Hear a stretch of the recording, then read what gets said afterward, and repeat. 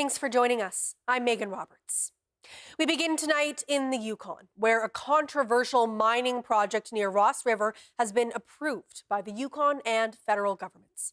The Kudzakaya project is owned by BMC Minerals. The company says it'll be the largest silver and zinc producer in the country. The project was approved with terms and conditions, but it has zero support from the First Nation in the area. Isabella Calisi has our top story tonight.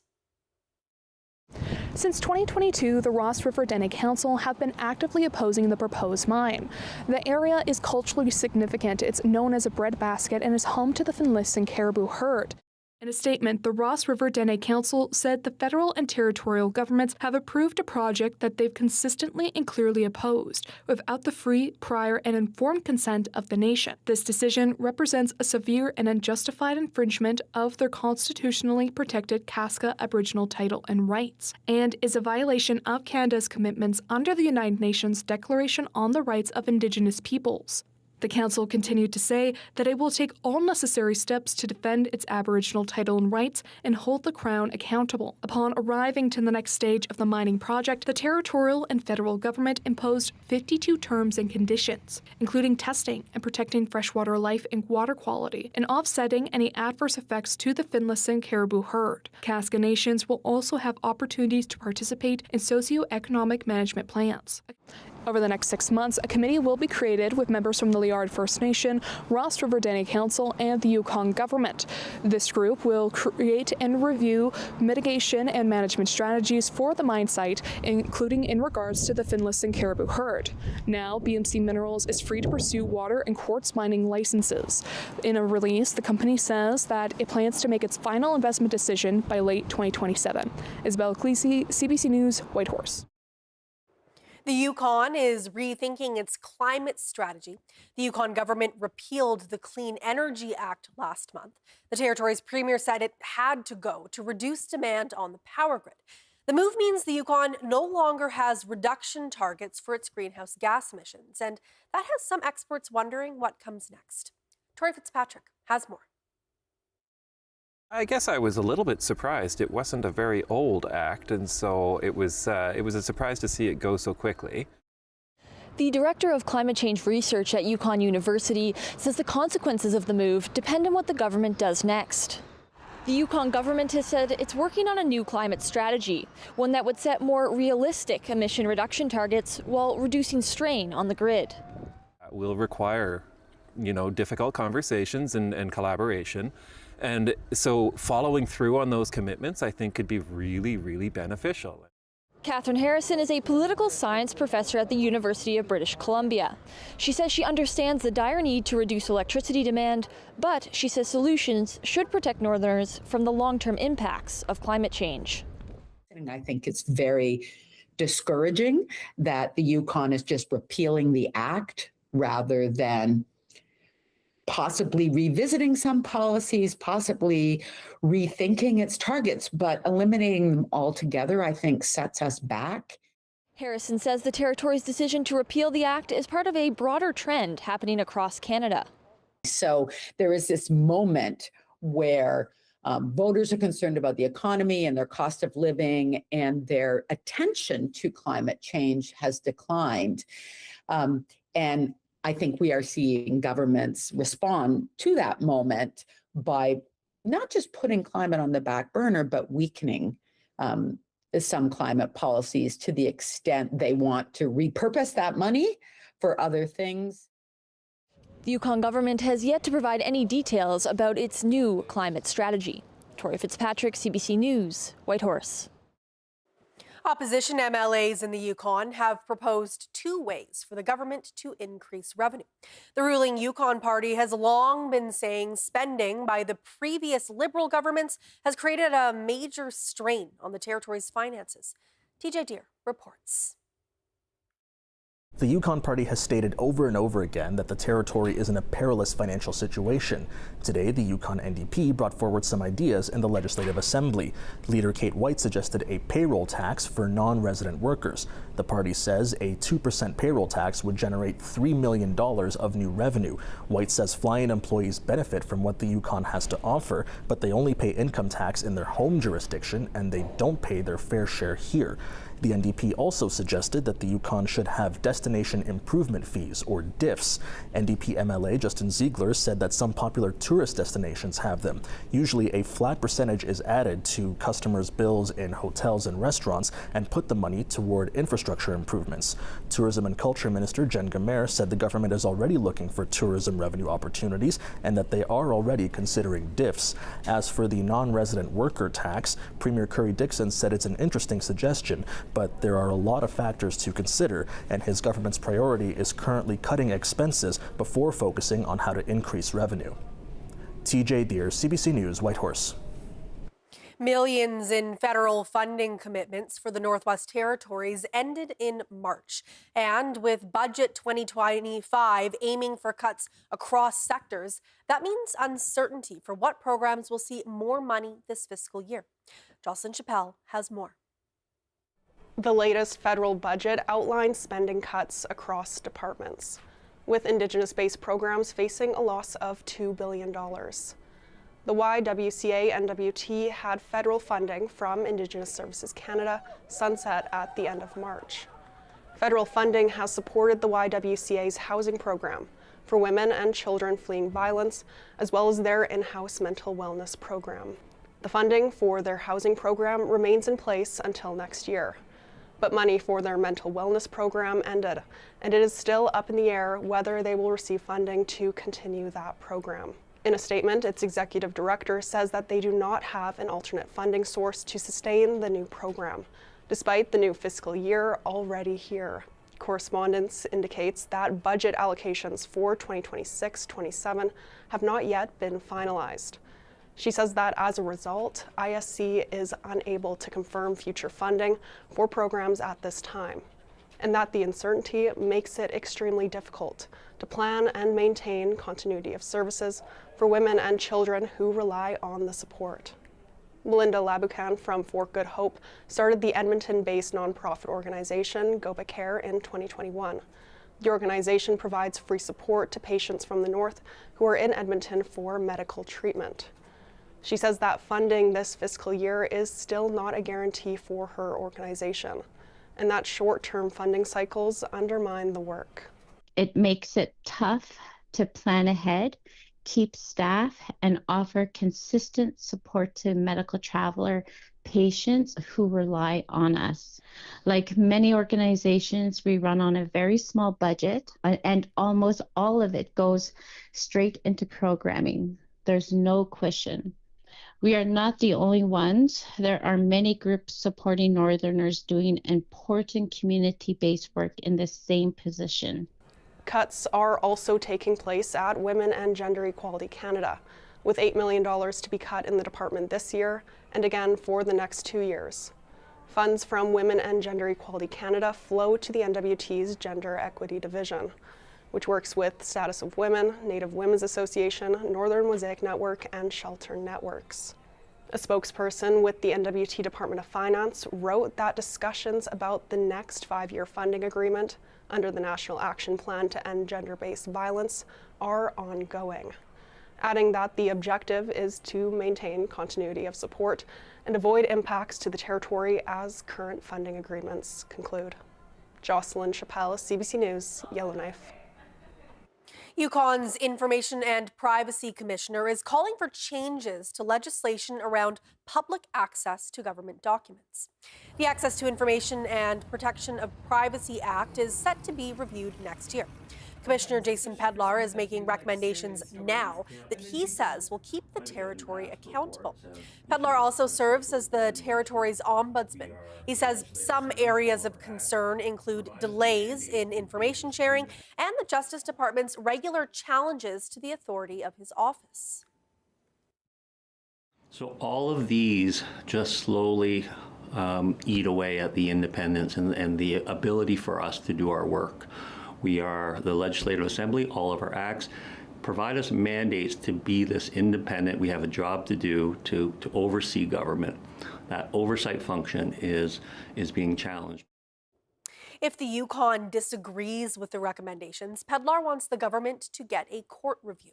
Right now, it's up to the public to challenge the government in court if it refuses to comply with the commissioner's request. Yukoners are using food banks more often. Last month saw a 25% increase compared to March of 2025. That means 2,400 Yukoners sought help from local food banks.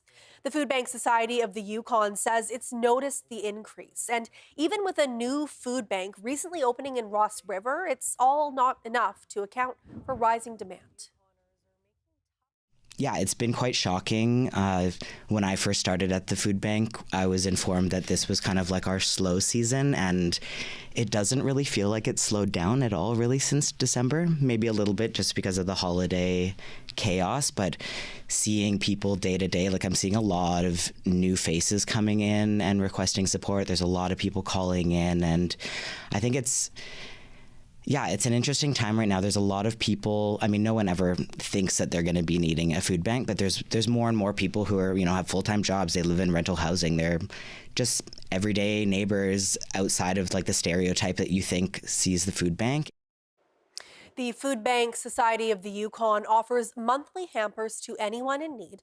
In Whitehorse, those hampers are given out on Tuesdays, Wednesdays, and Thursdays.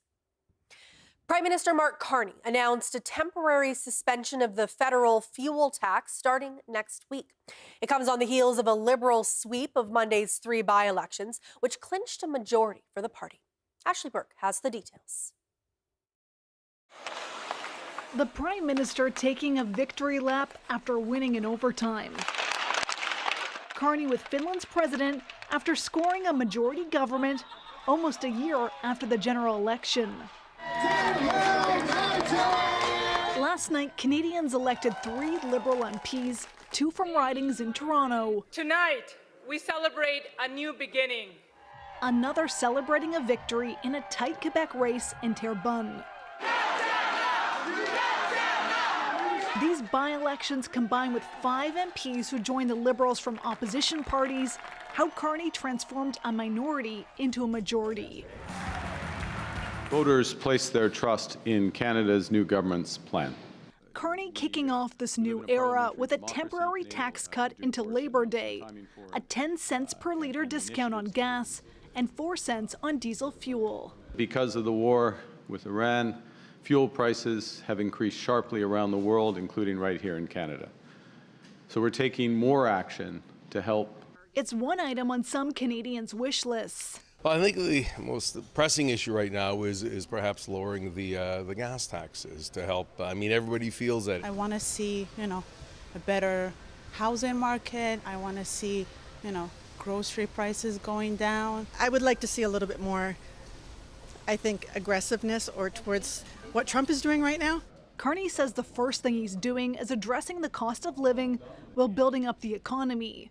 A majority means he can pass legislation faster and change how committees run. Showboating. We're going to have less of that. We're going to have more substance. The Conservatives say this majority means Carney can't keep accusing them of obstruction. Absolute power comes with absolute responsibility. They will actually have to get things done. They will have to do so without blaming others. The Prime Minister shut down speculation he could still call an election or shuffle his cabinet. Instead, Mark Carney said that his government is focused on releasing its next steps in the spring economic statement on April 28th. Ashley Burke, CBC News, Ottawa.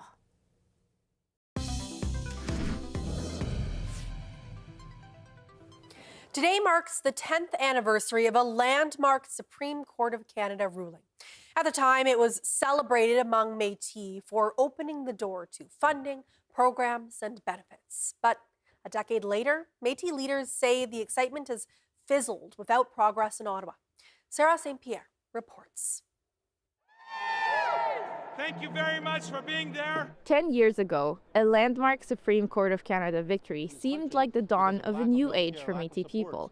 It ended decades of levels of government being able to deny jurisdiction over them. Federal government has to open the door for us, and that means address our needs, including negotiating land and resource self-government agreements. That's what should have happened in theory. The Daniels decision essentially told Ottawa, the Constitution says Métis and non-status Indigenous rights are your responsibility and you're accountable for them. Basically, it says Métis have a right to the same kind of funding and services as other Indigenous peoples in Canada. But today, a decade later, many Métis leaders say nothing's really changed.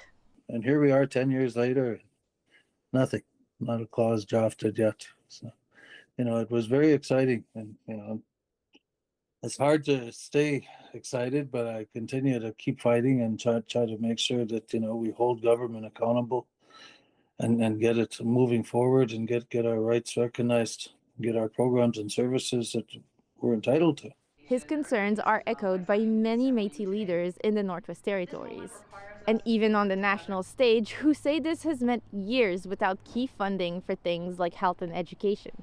It would mean the world to not only me, but I'm sure many other Métis parents, Métis leaders, Métis people in this country, to know that our children and our grandchildren and our great-grandchildren would have the opportunity that, we've fought for generations. In an email statement, a spokesperson for Crown Indigenous Relations Canada said that Canada continues to work with Métis and non-status Indians across Canada and in the North to help shape policies and programs, including through bilateral discussions, intergovernmental forums, and agreements to identify gaps in federal programs and find better, more responsive solutions.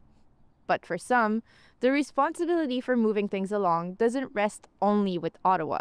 And unless the Métis leadership across the country was united and pounding the desk saying, we need this to happen, we need to be treated somewhat equally to the First Nations and Inuit, unless that happens, nothing happens. And so I'm really disappointed in the Métis leadership in this case.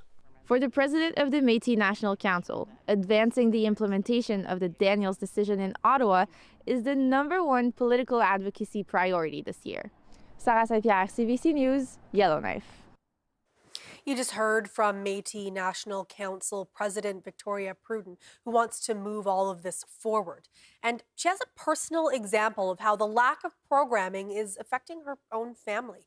Pruden explains what's been happening with her relatives who are in their 80s and have limited health coverage. Some of what that gap looks like is, of course, no extended health benefits. I really thought when I engaged in Métis politics 28 years ago that something would be in place for my Métis family members as they aged in terms of support. It means limited to no access for certain aspects of extended healthcare, prescription coverage, medical transportation, the risks of houselessness and homelessness, for example, are acute, especially for our most vulnerable people. I mean, not only are all Canadians, many, many Canadians impacted by what's going on geopolitically around the world and how hard it's hitting the Canadian economy. Our most vulnerable seniors, children, youth, single-parent families, people who are living and working paycheck to paycheck. I find it an absolute heartbreaking tragedy that, especially the elders in my family are facing such financial and social hardship when we had really, really hoped that decisions like Daniel's would have resulted in robust care.